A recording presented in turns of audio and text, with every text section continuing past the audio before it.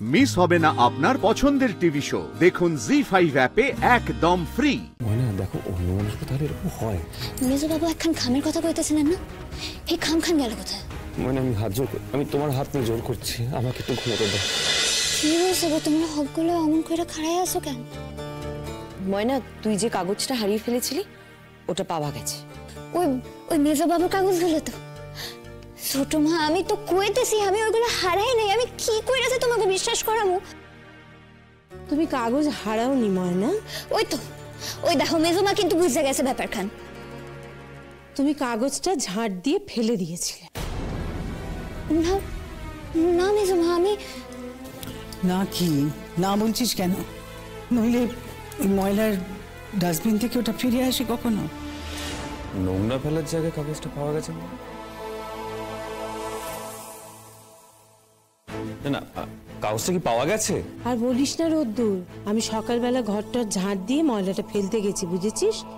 কি মনে হলো যে একটু নেড়ে চেড়ে দেখি তো, উমা দেখি সেই কাগজ। হ্যাঁ, তখন জানতুম না যে ওটাই সেই কাগজ যেটা কিনা ময়না ঝাড় দিয়ে ফেলে দিয়েছে, মানে তোর ওই মেজো কাকার কাগজটা।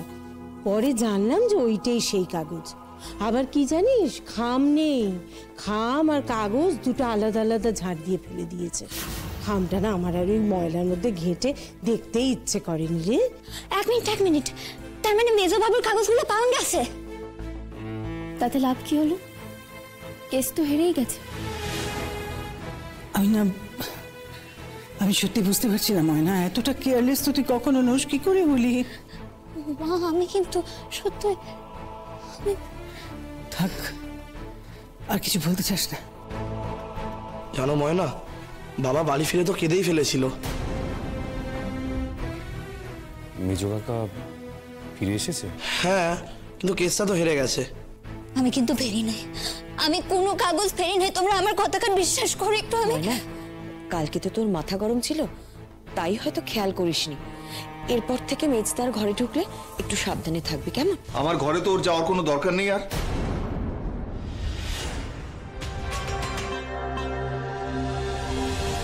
মেজো বাবু, আমি আপনাকে কি কইরা বোঝাবো? আমি যখন ঝাড় দিতেছিলাম আমি সত্যি মন দিয়ে।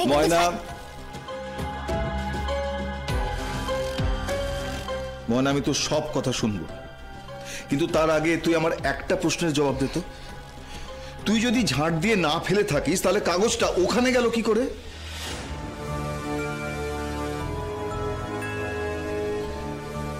তুই জানিস আজকে আমার কি অপমান হয়েছে? তোর কোনো ধারণা আছে? মেজো কাকা, আমাকে আর বোঝাতে আসিস না রোদ্দুর, বরং তোর মেজো কাম্মাকে ধন্যবাদ দে। ওর জন্য ওই কাগজটা মানে ছেঁড়া ময়লা হলেও খুঁজে পাওয়া গেছে, ও হাল ছেড়ে দেয়নি।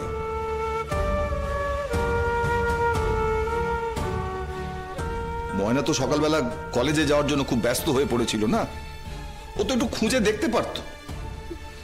যাই হোক, তোর মেজো কাম্মার জন্য হয়তো আমার যে সম্মানটা হারিয়েছে সেটা একটু হলেও ফিরে পাবো।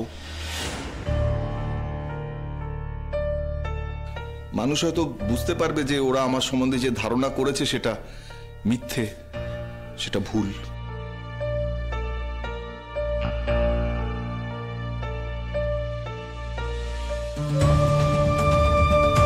ময়না, বুঝতে পারছো তো মানুষটা কি কষ্ট পেয়েছে? দেখলে তো?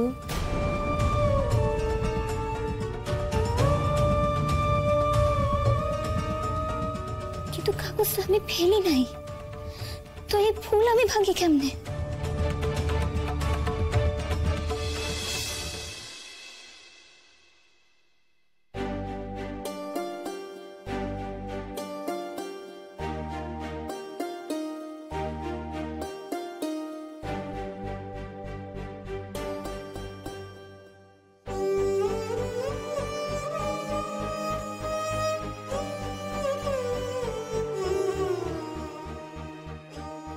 ময়না, কি করছো বলো তো তুমি? হ্যাঁ, একবার উঠছো একবার শুচ্ছো, রাত হয়েছে তো, একটু ঘুমোতে দেবে তো নাকি? আপনি ঘুমান না, আপনি রেখে আমি ঘুমোতে না করছি? আপনি ঘুমান না। মানে পাশে দিকে এইভাবে লাফালাফি করে ঘুমাবো কি করে আমি? না আমি লাফালাফি করতেছি না, আমি ভাবতেছি। ভাবছো? এত রাত জেগে আবার কি ভাবছো? একটু বলো বলো কি ভাবছো।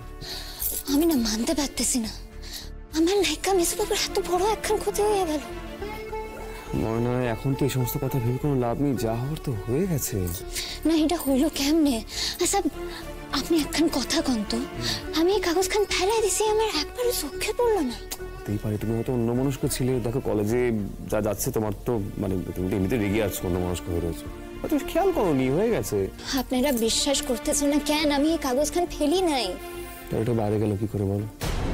এটাই তো চিন্তার বিষয়। আচ্ছা ডাক্তার বাবু, আপনি আর বজ্রদা তো বাইরে গেছিলেন না খুঁজতে, আপনারাও তো পেলেন না। ময়না তখন অন্ধকার ছিল, তাই হয়তো খেয়াল করিনি। এইখানে আমার দ্বিতীয় প্রশ্ন, আপনারা কেন খুঁজে পেলেন না কোন তো? তুমি কি বলতে চাইছো? মানে অন্য কেউ এই কাজটা করে তোমার ঘরে দোষ চাপাতে চাইছে? দেখো কলেজে না হয় ওই অয়ন বলে ছেলেরা তোমার সঙ্গে শয়তানি করছে, এখানে কি করবে? এইবার আইতেছে তৃতীয় প্রশ্ন। আগে হইলে আমি তাও ভাবতাম যে মেজমা এই কাম খান করছে, কিন্তু অহন তো ব্যাস তাহলে হয়ে গেল। তুমি ছাড়া ওটা কি ফেলতে পারে? কারণ তুমি গেছিলে মেজো কাকার ঘরে ঝাড় দিতে, নিশ্চয়ই তাহলে আমি এটা করিনি, তাই তো?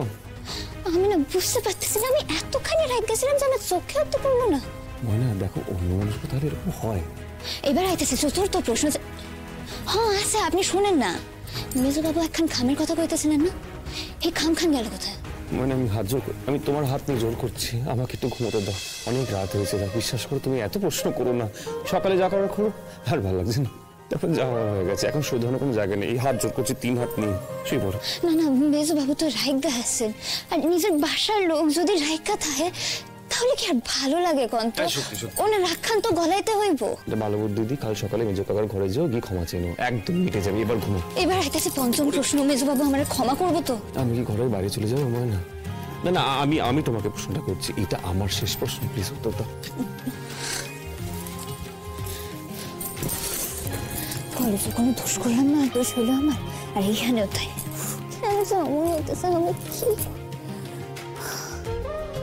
হয়েছে, ও চোখ বন্ধ করো।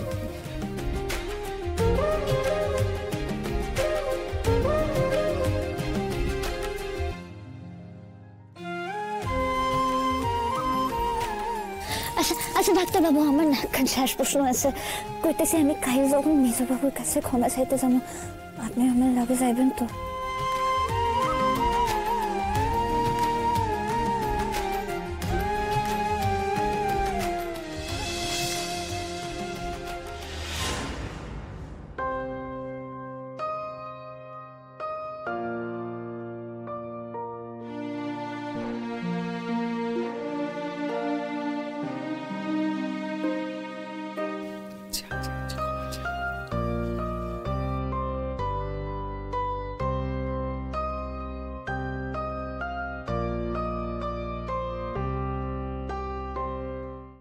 জি5 ডাউনলোড করুন আর সব এপিসোড দেখুন একদম ফ্রি।